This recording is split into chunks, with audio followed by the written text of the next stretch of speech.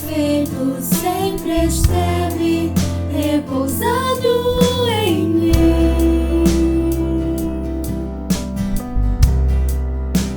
E se eu passar pelo vale,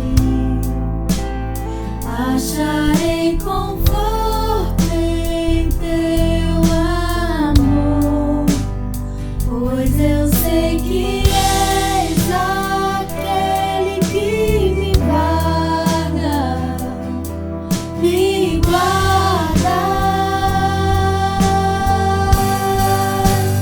Em teus braços é o meu descanso, em teus braços é o meu descanso, em teus braços é o meu descanso, em teus braços é o meu descanso.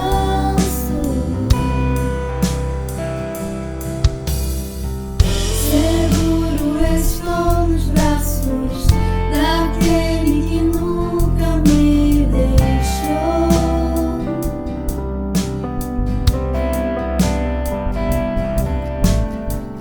Seu amor perfeito sempre esteve repousando em mim. E se eu passar pelo vale, acharei conforto em teu amor, pois eu sei que és aquele que me guarda, me guarda. Em teus braços é o meu descanso,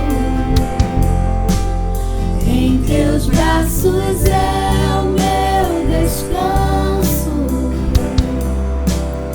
em teus braços é o meu descanso, em teus braços é o meu descanso.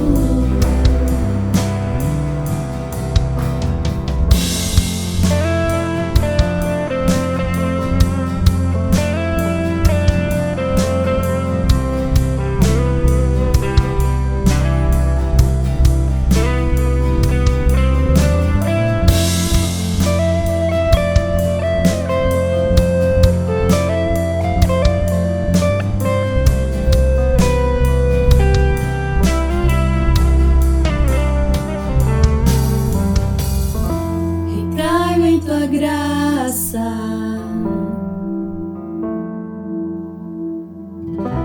recaio de novo em tuas mãos, recaio em tua graça, recaio de novo em tuas mãos, recaio em tua graça,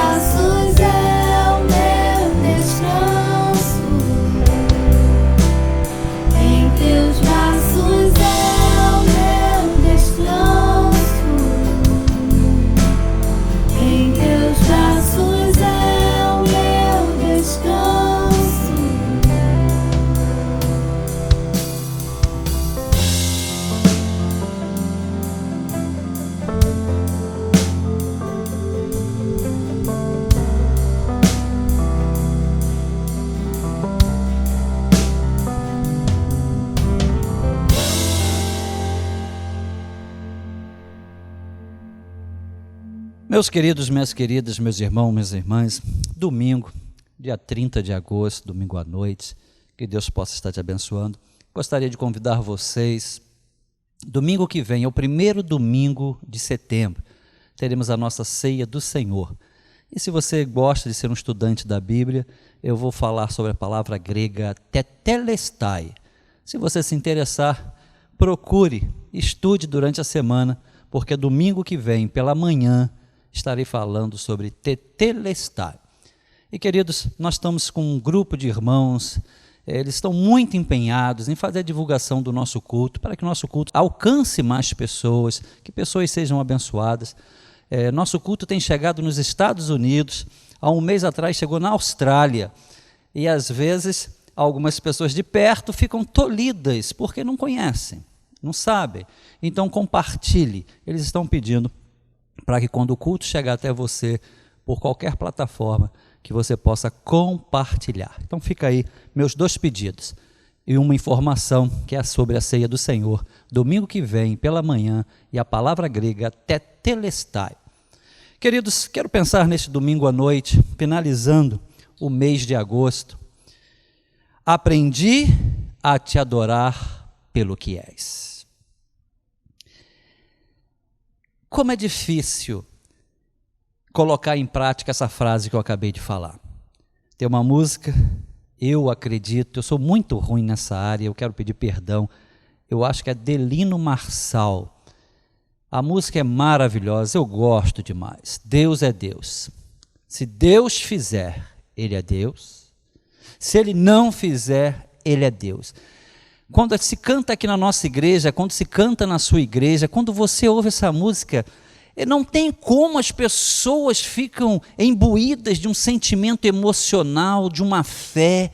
Você vê o espiritual, exala o espiritual, mas como essa música é boa de cantar.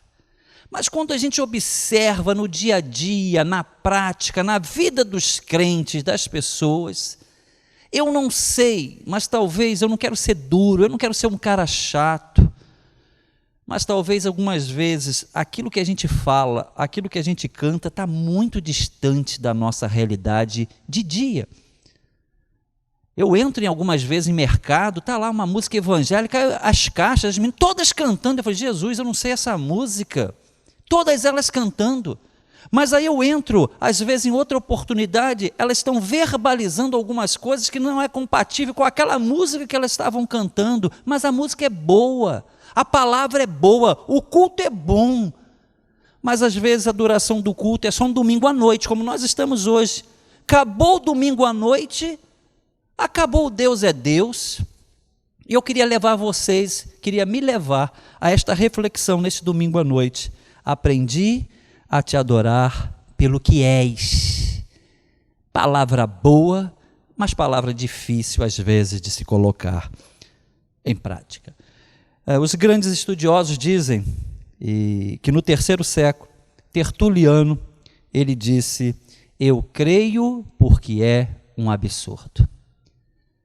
Tertuliano, quando fala de Jesus, quando fala de Deus, ele diz, eu creio porque é um absurdo.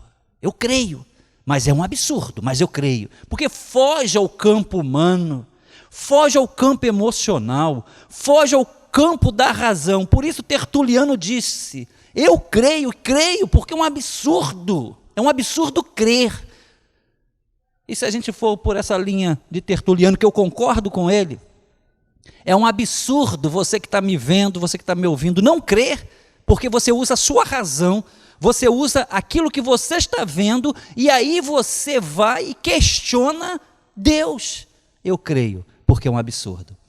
E alguém já escreveu, alguém já disse, eu tenho medo dos textos fáceis da Bíblia. Quando eu li essa frase, eu não lembro qual é o autor dessa frase.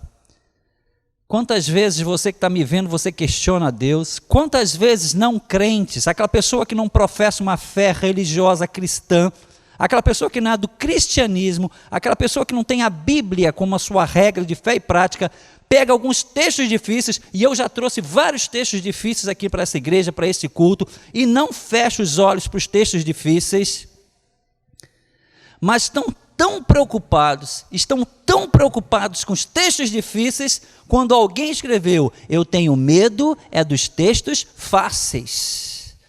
Se você para questionar, se você vai na casa do seu parente e você está sempre questionando, me explica esse texto difícil, por que você não lê os textos fáceis?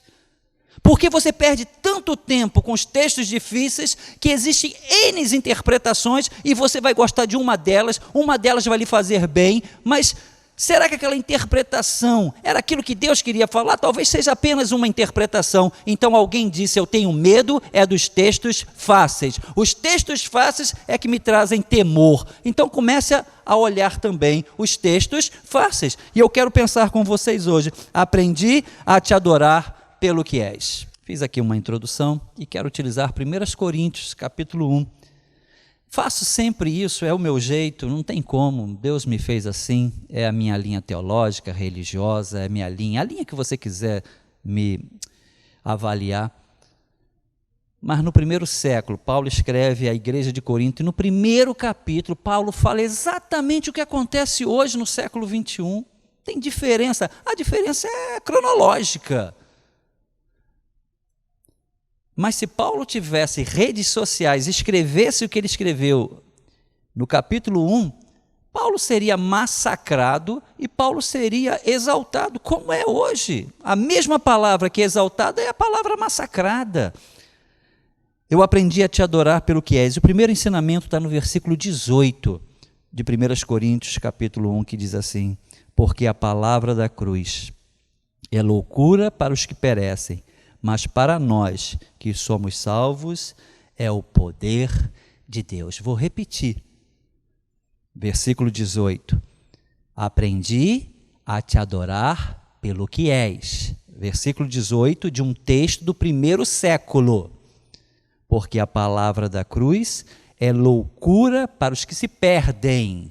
Aí Paulo diz, mas para nós que somos salvos, é o poder de Deus. Como pode? E esse é o primeiro ensinamento. Eu aprendi a te adorar pelo que és, porque a mensagem da cruz é o poder de Deus. Mas Paulo diz no primeiro século, se a palavra da cruz, se a mensagem da cruz é o poder de Deus para os que são salvos, para aqueles que não concordam, para aqueles que perecem, para aqueles que se perdem, é loucura, é aberração. Qual a diferença para os nossos dias?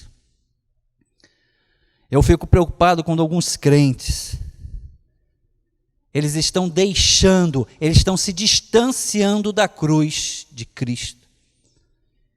E é incrível como alguns interpretam um texto que eu gosto muito, que eu falo sempre aqui, Mateus 16, 24. Quem quiser, aquele que quiser, Jesus deixa muito claro, é quem quiser, renuncie a si mesmo. Aí Jesus fala, tome a sua cruz. E quase todo mundo que conversa comigo pega esse texto e faz a leitura dessa palavra de Jesus de cruz como algo pesado, como um problema, como uma pessoa que ele tem que carregar, sobre a falta de dinheiro. Eu falei, Jesus, que interpretação limitada!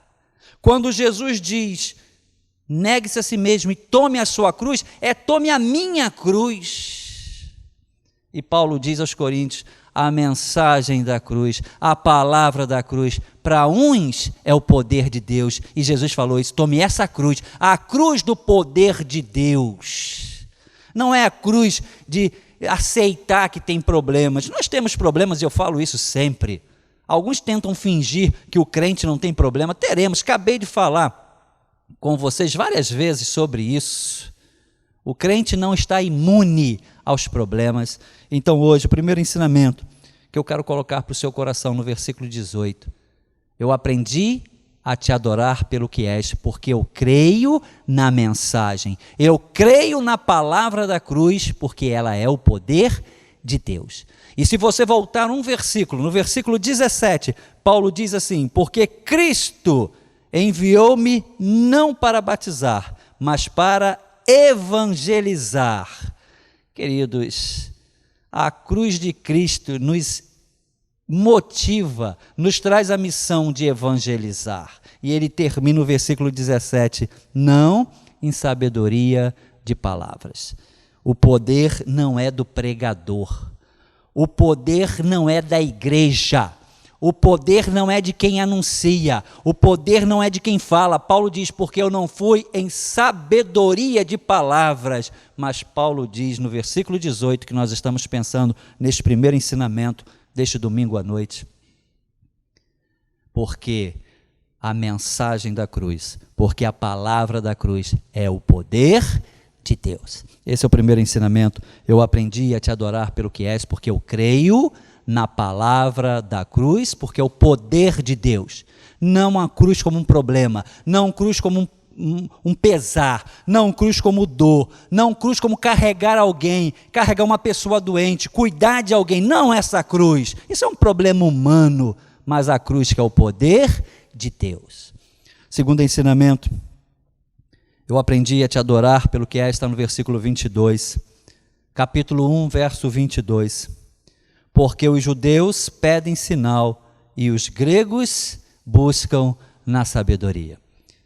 Queridos, segundo ensinamento deste culto domingo à noite, eu aprendi a te adorar pelo que és, porque a palavra da cruz, a mensagem da cruz é o poder de Deus, e porque eu não preciso de sinais, e eu não vou usar apenas a racionalidade.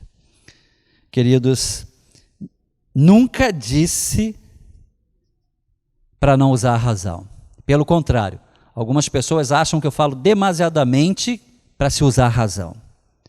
Já preguei nesses tempos de pandemia que a racionalidade não exclui a espiritualidade, elas se completam.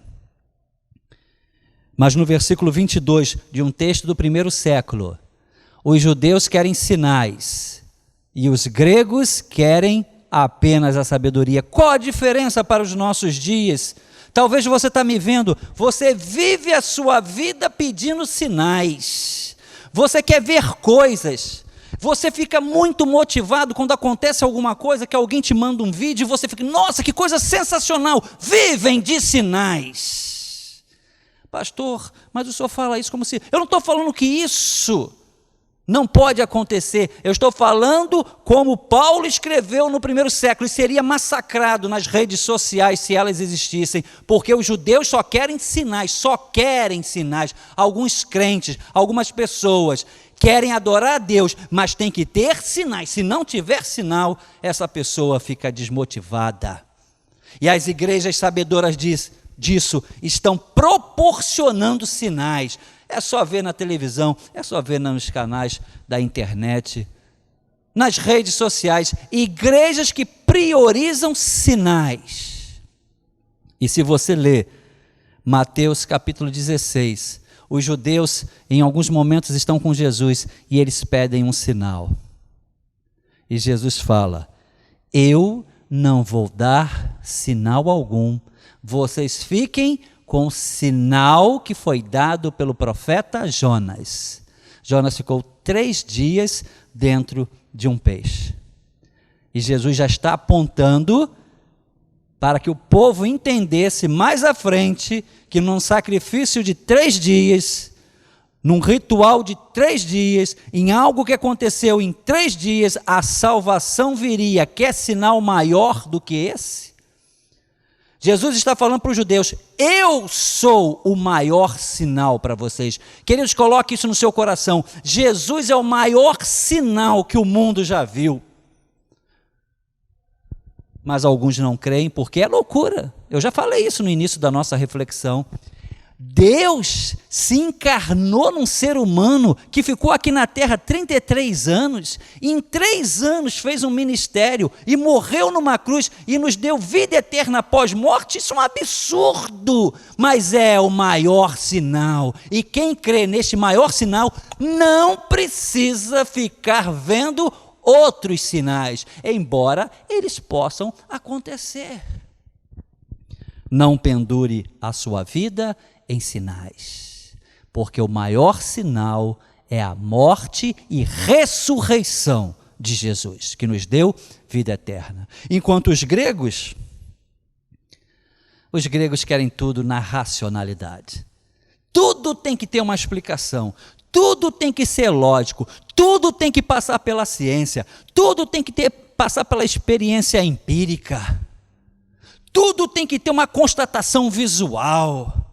Quantas vezes na sua família tem alguém que, quando alguém conta um testemunho de um milagre, de um sinal que Deus fez, porque é Bíblia, porque faz parte do reino de Deus, essa pessoa vai e corre para a racionalidade. É um grego que já existe no primeiro século, não tem nada de original nisso. Eu tenho repetido isso várias vezes. O século XXI é uma repetição dos tempos passados, só que numa cultura e num grau diferente.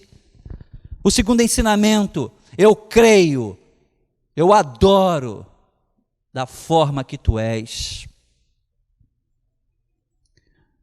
porque eu não preciso de sinais. Eu não sou um judeu que vive de sinal, e eu não sou um grego que vivo da racionalidade.